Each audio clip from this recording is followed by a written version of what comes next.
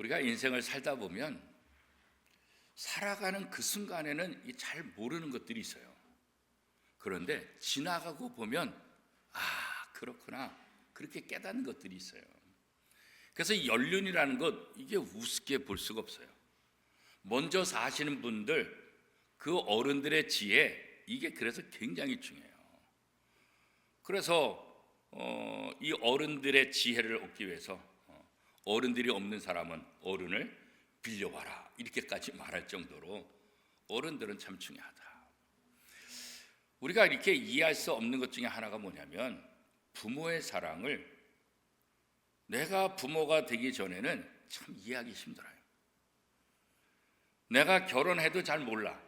그런데 내가 부모가 되고 나면 그때서야, 애가 어렸을 때 잘 몰라 또.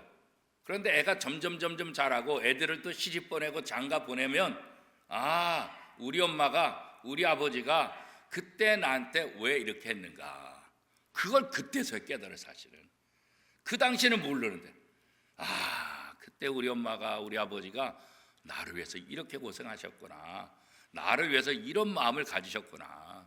시간을 지나고 보니까, 나도 다 늙어가 보니까 그때서야 그 마음들을 헤아리는 경우가 많이 있잖아요. 그렇죠? 그런데 하나님의 은혜, 하나님의 사랑도 비슷해요. 내가 젊을 때는, 내가 힘 있을 때, 내가 잘할 때는 하나님의 은혜라고 생각하네. 그저 내가 열심히 하니까, 내가 최선을 다하니까 내가 받은 복이지 이렇게 생각할 때가 참 많아요. 그런데 고난이 닥치고 몸이 아프고 어려움이 생기면 그때서야 비록 하나님 도와주세요. 저도 지난번에 갑자기 아팠을 때 오죽했으면 제가 하나님 살려주세요.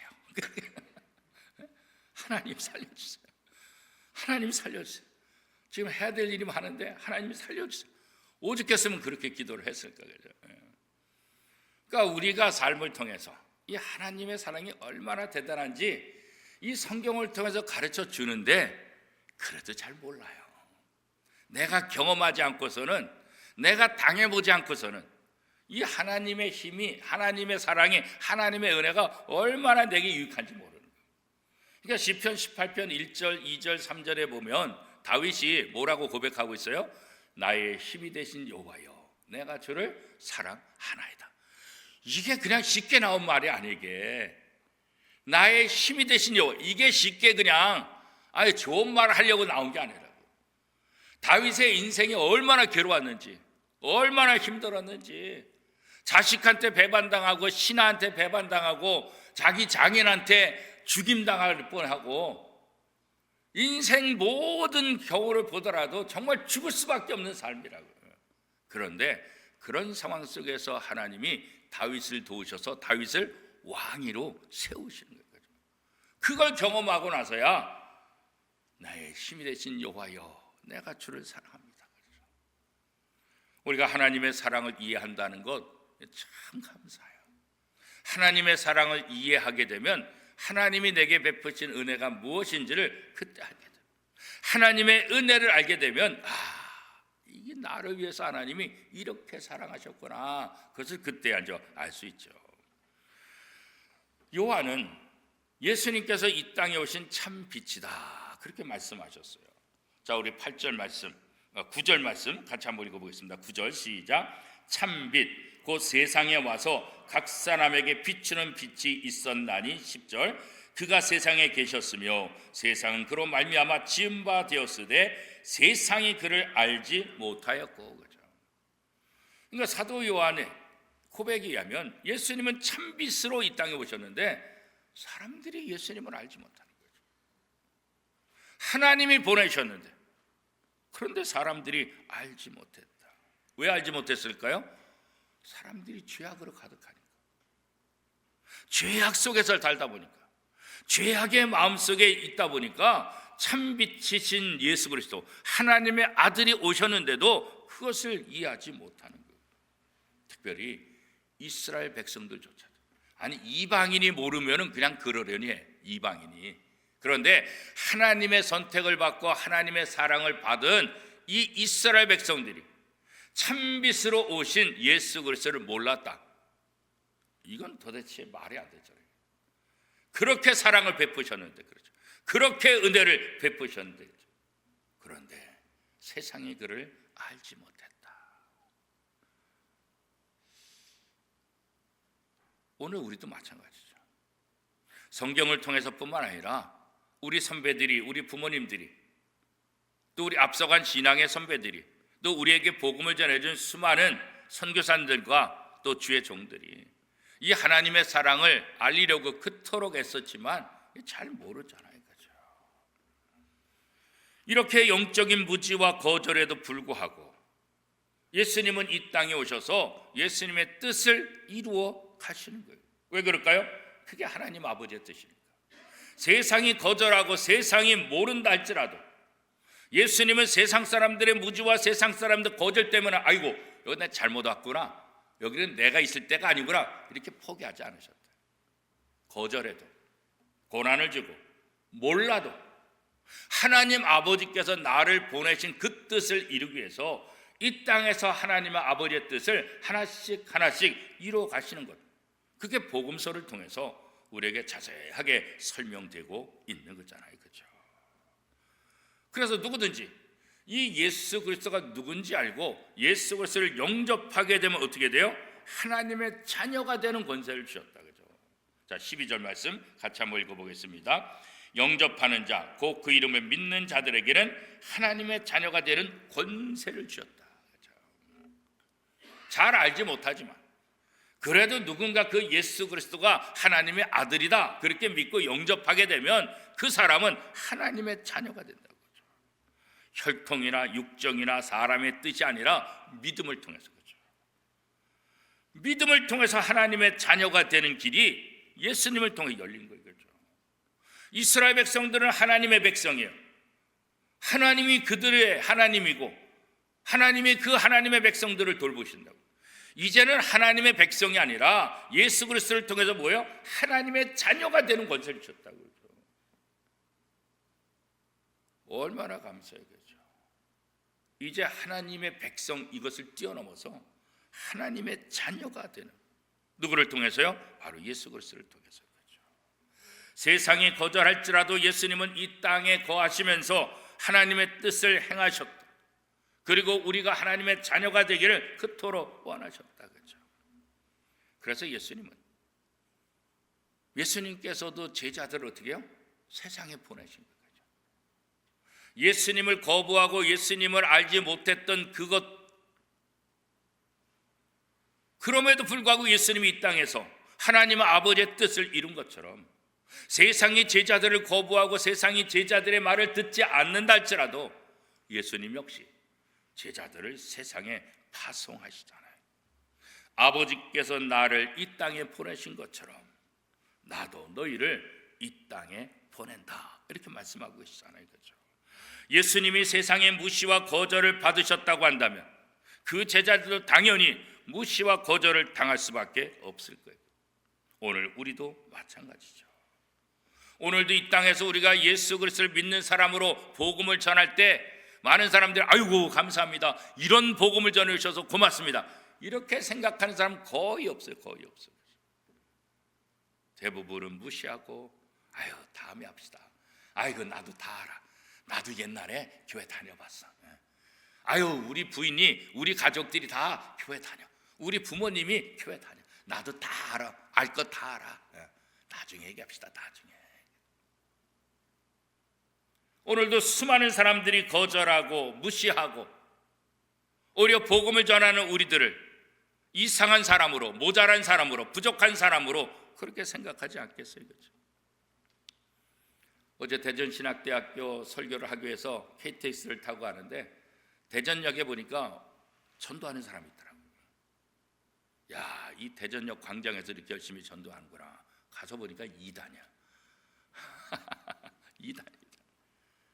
그래서 또 마음속에 2단은 저렇게도 끈질기게, 2단은 저렇게도 열심히, 복음 전하는 사람은 안 보이고 잘못된 2단, 잘못된 교리를 전하는 사람은 지치지도 않고 끝까지.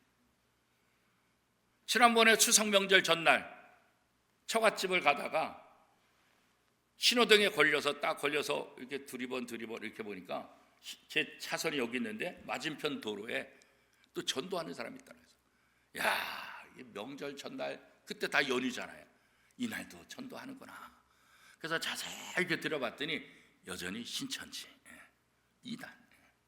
이단들은 연휴 기간에도 추석 전날에도 끊임없이 지치지 않고 복음을 전하는데 정작 복음을 전해야 되는 우리들은 어때요?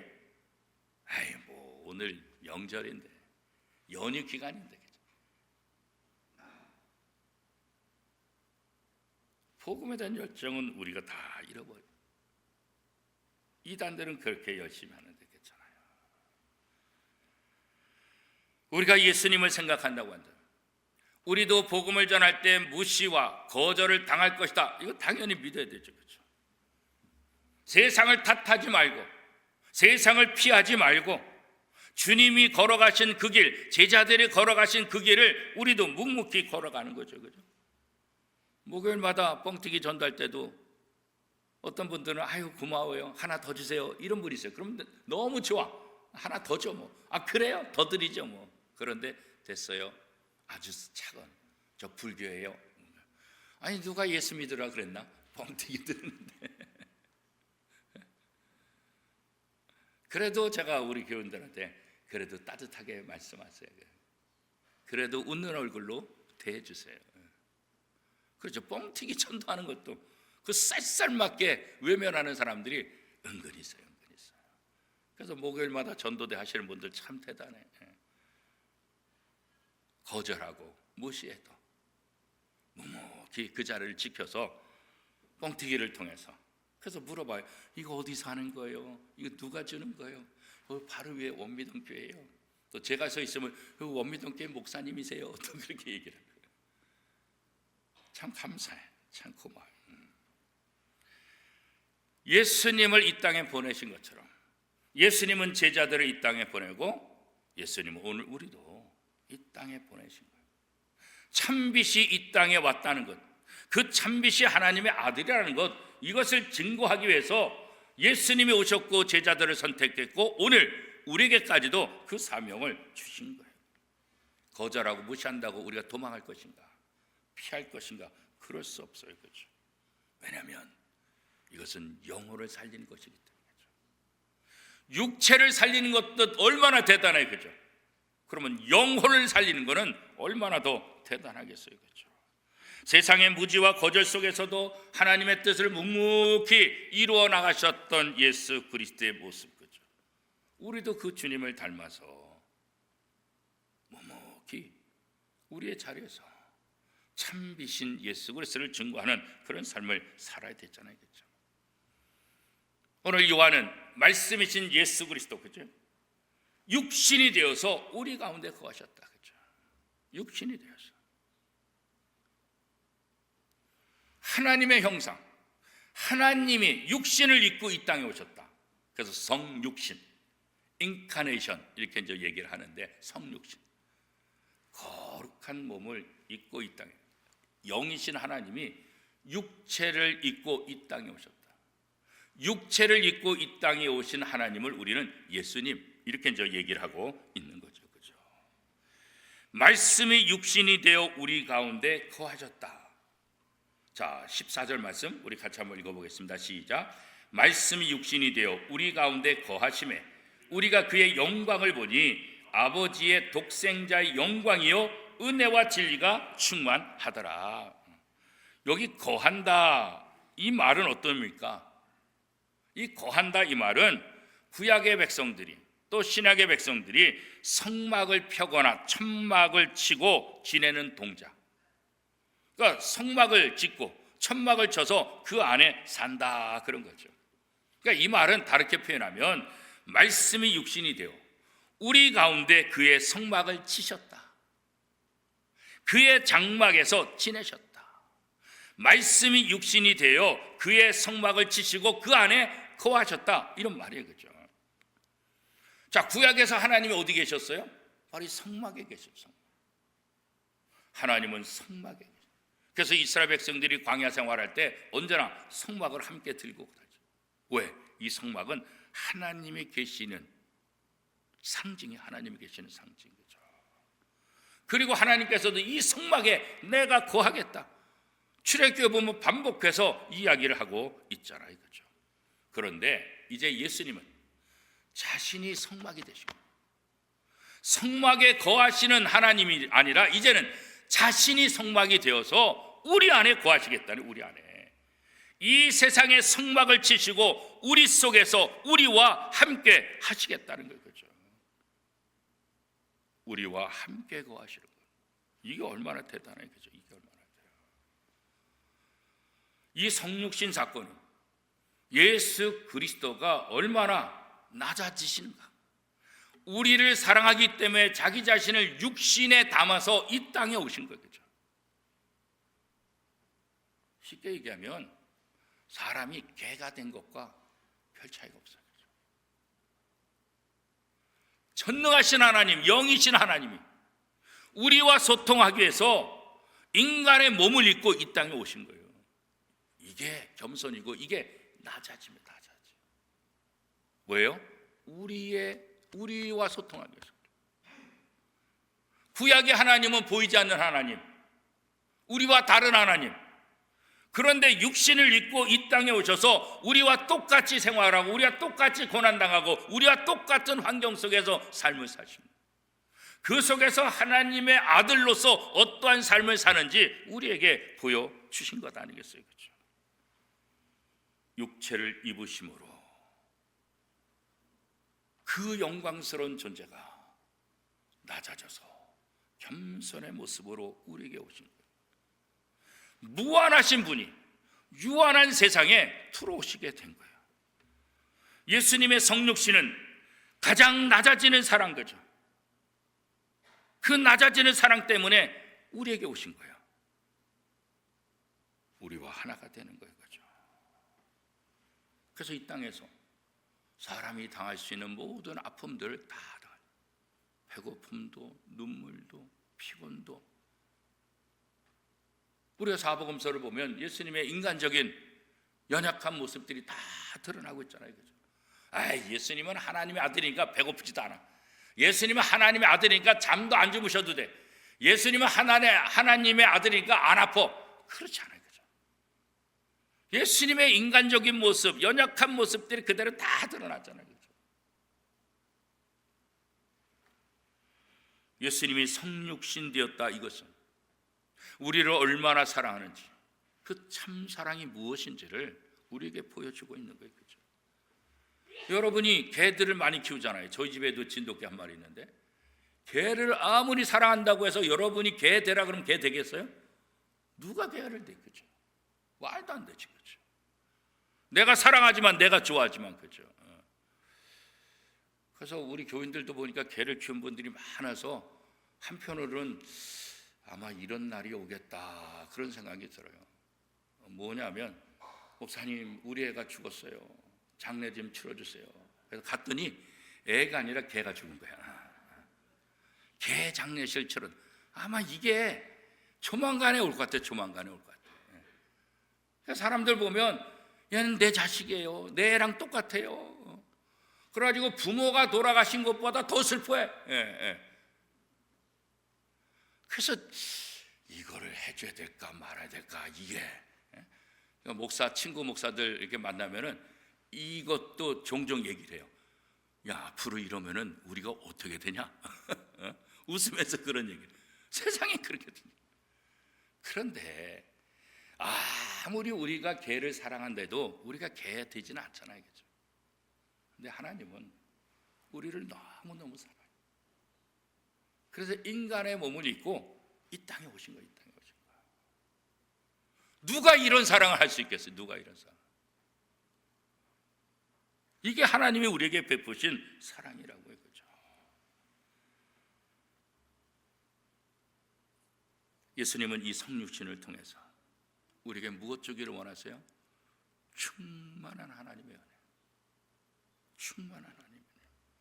자, 16절 우리 같이 한번 읽어보겠습니다. 16절 시작. 우리가 다 그의 충만한 데서 받으니 은혜 위에 은혜로라. 그죠? 우리가 이 충만하신 하나님의 사랑, 그 사랑을 오늘 사도 요한은 은혜 위에 은혜다 그러죠. 예수님을 통해서 우리에게 주어진 은혜, 그건 은혜 위에 은혜다 그런 거예요. 율법은 모세를 통해 주셨잖아요, 그죠? 그런데 그 율법의 요구를 우리가 만족할 수 없잖아요, 그죠?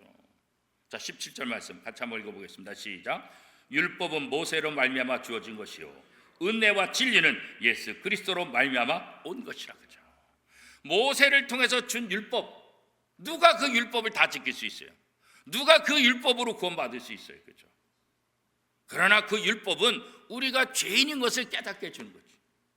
우리가 하나님 앞에 어떤 죄를 졌는지 죄인이라는 것을 깨닫게 해주는 거죠. 그래서 하나님 앞에 와서 하나님께 예배하고 하나님 앞에 제사를 드림을 통해서 우리의 죄 문제를 해결하라, 이렇게 알려준 거죠. 그렇잖아요. 그런데 예수 그리스도는 우리에게 율법을 주신 것이 아니라 율법의 완성이고, 그 다음에 뭐요? 은혜와 진리가 바로 이 예수 그리스도를 통해서 우리에게 주어졌다. 율법으로는 하나님 앞에 설 사람이 아무도 없어요. 그래서 하나님이 인간의 몸을 입고 이 땅에 오신 거예요. 이게 바로 충만한 은혜는, 이게 충만한 은혜. 우리가 전에 볼 수 없었던 하나님을 이제는 예수 그리스도를 통해서 보는 거예요. 하나님 보여주세요. 하나님 보여주세요. 예수님께서 뭐라고 했어요? 나를 본 자가 아버지를 본 자다. 나를 본 자가 아버지를 본 자다. 예수님은 죄에 빠진 사람, 그들을 끝까지 찾아가서 그를 구원하셨어요. 그들을 불쌍히 여기세요. 누구든지 그 사람을 만나서 하나님을 소개해요. 하나님의 은혜 위에 은혜가 그 속에 넘치도록 만드는 거예요. 그렇죠? 율법의 조건으로 완벽히 설 수 없는 부족한 모든 사람들, 예수님은 그들을 찾아가시는 거예요. 오늘도 이 시대 우리를 통해서 예수님이 찾아가시기를 원하는 거죠. 우리 원미동교회를 통해서, 우리 원미동교회 소속된 모든 성도들을 통해서 주님이 그들을 찾아갈 수 있도록 우리가 발걸음하고 우리가 복음을 전하고 우리가 하나님의 사랑을 증거하기를 원하고 있으신 거예요. 그러니까 우리가 멈추면 주님도 멈추는 거예요. 물론 우리가 멈춘다고 주님, 하나님이 아무것도 안 하는 건 아니에요. 우리가 멈추더라도 하나님 다른 방법을 하실 거예요. 그러나 오늘 우리 마음속에 어떤 생각을 해야 되냐? 내가 멈추면 하나님의 그 능력, 하나님의 은혜도 나 때문에 멈춰질 수 있다, 이거 생각해요. 이거 심각하게 생각해요. 물론 하나님은 다른 사람을 통해서 할 거예요, 그렇죠? 그러나 내 입장에서는 내가 움직이지 않으면, 내가 행동하지 않으면 하나님의 은혜가 여기서 멈춘다. 요한계시록에 보면 어떻게 촛대를 옮기겠다. 나를 통해서 하나님의 일을 하시기를 원하셨는데 내가 멈추면 내가 아니라 다른 사람을 통해서 그래요. 나를 통해서 하면 내가 하나님의 영광의 도구가 되고 내가 얼마나 은혜 위에 은혜를 경험하겠어요. 그런데 내가 멈춤을 통해서 은혜 위에 은혜를 누리지 못하는 거죠. 하나님은 이스라엘 백성을 통해서 온 땅에 복음이 전파되기를 원하셨어요. 그런데 이스라엘 백성들이 거부했잖아요. 예루살렘만 있었잖아요. 박해를 통해서 다 흩어버렸잖아요. 결국 사도 바울을 통해서 이방인의 사도로 세우고 이스라엘 백성들이 이 복음을 거부하니까 이제는 너희가 거부한 이 예수 그리스도, 나는 이제 이방인들을 위해서 복음을 전하겠다. 결국 유대인이 아니라 이방인들에게 복음이 들어가고 그 이방인들을 통해서 온 땅에 복음이 선포되는 놀라운 역사를 이룬 것을 우리는 성경을 통해서도 잘 알고 있잖아요. 그렇죠? 예수님은 자신의 성육신을 통해서 하나님이 누군지 보여준 거예요. 하나님의 사랑이 얼마나 대단한지, 하나님이 얼마나 겸손하신지, 하나님이 우리를 위해서 낮아지시고 우리를 얼마나 사랑하시는지 이 성육신 사건을 통해서 우리를 향한 하나님의 은혜, 하나님의 사랑을 우리가 더 깊이 경험할 수 있게 되는 거죠. 그렇죠? 예수님은 이 시대에 더 많은 사람들이 하나님을 알기를 원하세요. 우리 원미동교회가 그 복음을 전하기를 원하는 거예요. 저와 여러분들이 이 복음에 앞장서서 이 복음을 증거하기를 원하는 거예요. 예수님처럼 낮아지셔서 겸손한 모습으로 거절과 시기와 질투 있다 할지라도 묵묵히 그들에게 나가서 그리스도의 복음을 전하는 것 그렇잖아요.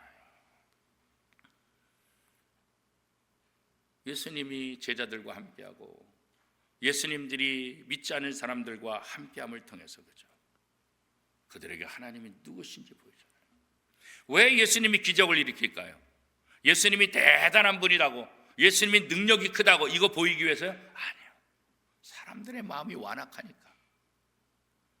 이적과 기사를 통해서 하나님의 아들임을 드러내는 거고 하나님이 어떤 분인지를 보여주는 거예요. 근데 사람들은 그것을 통해서 하나님을 이해하고 깨닫는 게 아니라 그 이적에만 쫓아다니는 거예요. 이적에만. 오늘 우리도 마찬가지예요. 우리가 교회에서 봉사하고 헌신하는 건 다른 것 없어요. 나를 통해서 하나님의 사랑이 다른 사람들에게 전파되는 거예요. 성육신 사건, 이것은 하나님의 거대한 사랑이에요. 이 성육신 사건과 바꿀 수 있는 사랑은 아무것도 없어요. 그죠? 어떻게 하나님이 인간의 몸을 입고 이 땅에 오냐고. 그죠? 이건 세상의 그 어떤 사랑과 비교할 수 없는 하나님의 거대한 사랑이라고. 그죠? 그런데 우리가 예수 그리스도를 통해서 그 거대한 사랑을 받은 거예요. 그래서 요한은 그것이 충만한 은혜고 은혜 위에 은혜다. 그 거대한 사랑을 받아들일 때 우리를 향한 하나님의 은혜가 얼마나 큰지, 그리고 우리가 하나님의 은혜에 대해서 얼마나 더 깊게 더 크게 생각해야 되는지, 그렇죠? 그 거대한 사랑 앞에 우리는 날로 날로 커지는 그 하나님의 은혜를 다시 한번 발견할 수 있는 거예요. 그렇죠? 사도 요한은 바로 이것을 증거하는 거예요. 그렇죠? 율법의 요구로 하나님 앞에 설 수 있는 사람이 없다는 것 다시 한번 알죠. 그러나 누구든지 예수 그리스도를 영접하면 하나님의 자녀가 되는 권세를 주신다는 것, 이거 그죠? 이것이 바로 복음 아니겠어요, 그죠? 예수님을 통해서 구원을 베풀어 주신 하나님이 어떤 분인지 세상을 통해서 세상에 알려주는 것, 이게 예수님이 하신 일이고 제자들이 하신 일이고 오늘 우리 교회를 통해서 원하시는 거고 오늘 저와 여러분을 통해서 이런 일들이 일어나기를 하나님께서 원하고 계시는 거예요. 예수님의 거대한 사랑을 우리가 온전히 이해할 수는 없어요. 우리가 나이가 들고 우리가 결혼하고 자식을 낳아봐야 그때 가서 그때 부모님 나를 이렇게 사랑했구나, 그나마 좀 깨닫는 것처럼 우리가 하나님의 위대한 이 거대한 사랑을 완벽히 이해할 수 없어요. 그런데 신앙생활을 하면 할수록 은혜 위에 은혜를 좀씩 더 깊이 알아가게 된다는 거예요. 그게 바로 성숙한 그리스도인의 모습이라는 거예요. 그렇죠? 그래서 바로 이 성육신 사건이야말로 하나님의 가장 위대한 사랑의 사건이고 그 사랑을 이해할 때 은혜가 충만케 되고 하나님의 은혜가 얼마나 대단한지 그 은혜에 대해서 더 크게 생각하고 더 감사하는 삶을 살 수가 있게 된다는 거죠. 그렇게 될 때 우리는 예수님을 찬양하게 되고 예수님을 이 땅에 보내주신 하나님을 찬양하는 삶을 살게 되는 거죠. 오늘 저와 여러분이 거대한 사랑을 이 땅에 보내주신 참비신 예수 그리스도를 통해서 하나님의 자녀가 되고 그 예수 그리스도를 통해서 하나님의 은혜 충만케 되는 그 은혜가 저와 여러분 속에 우리의 삶 속에 넘쳐나기를 축복합니다.